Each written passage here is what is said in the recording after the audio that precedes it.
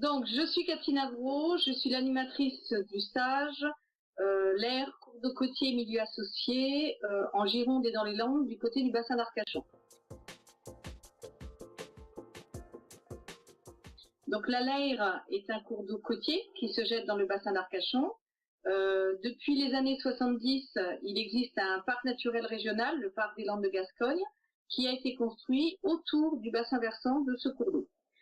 Depuis sa création, le parc s'attache à la préservation de son territoire et à son développement.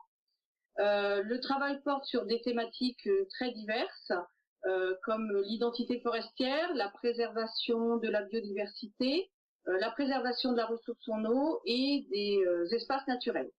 Et nous travaillons également ensemble sur un développement équilibré entre l'habitat et les activités économiques. Depuis 1992, les élus et les usagers du territoire ont mis en évidence leurs préoccupations pour la qualité de la ressource, pour le développement des usages, par rapport à l'absence de règles de gestion ou encore sur le développement de l'urbanisation. Donc ils se sont associés avec le parc naturel régional pour réfléchir à un outil qui permettrait à la fois de préserver l'eau en qualité et en quantité, mais également les milieux aquatiques et les zones humides. Et donc, nous avons opté ensemble pour la démarche de SAGE, le schéma d'aménagement et de gestion de l'eau, pour rechercher un équilibre durable entre cette préservation, cette prévention et le développement des activités et des usages.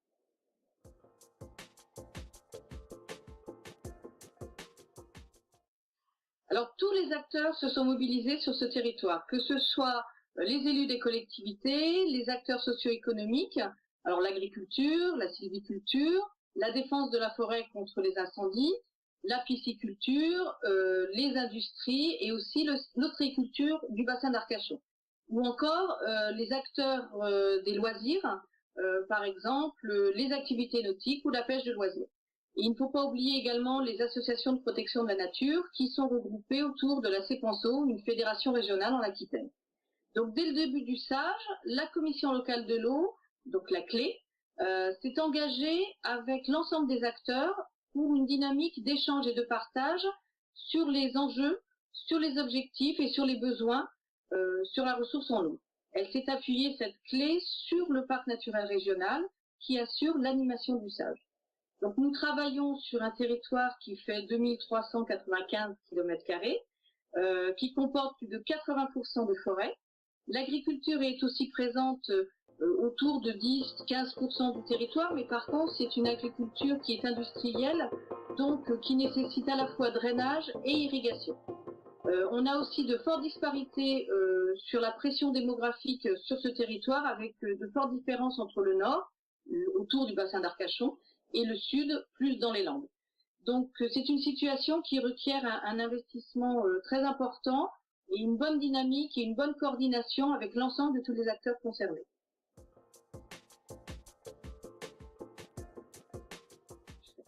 Alors, les missions d'animation consistent en plusieurs tâches. Alors d'abord, il faut animer la démarche elle-même pour que ce stage continue à vivre, avec toujours cette dynamique d'échange et de partage à la fois au sein de la commission locale de l'eau, mais autour de cette commission aussi. Il faut aussi faciliter l'application du SAGE, de ses prescriptions, de ses recommandations et de ses règles. Alors, à travers les avis et la participation aux autres démarches de planification sur le périmètre du SAGE, nous faisons en sorte que tous les projets d'aménagement et les documents d'urbanisme soient compatibles avec le SAGE et aussi restent cohérents sur ce territoire qui est sur 2 départements. On va aussi communiquer, informer et sensibiliser, à la fois pour faire connaître ce SAGE au plus grand nombre, mais aussi pour se faire le relais de l'ensemble des actions qui se passent sur le territoire auprès du plus grand nombre. Et enfin, le PNR qui porte l'animation du SAGE n'est pas le seul maître d'ouvrage sur ce territoire, donc il nous arrive d'accompagner aussi la mise en œuvre du SAGE afin d'analyser les actions qui ont déjà été engagées, d'en faire le bilan et d'ouvrir, s'il y a besoin, de nouvelles perspectives sur le territoire. Donc, je dirais que l'animatrice, pour ce qui nous concerne, est vraiment à l'interface entre tous les acteurs du territoire, et c'est celle qui met en relation et puis veille à la cohérence donc sur ce territoire interdépartemental.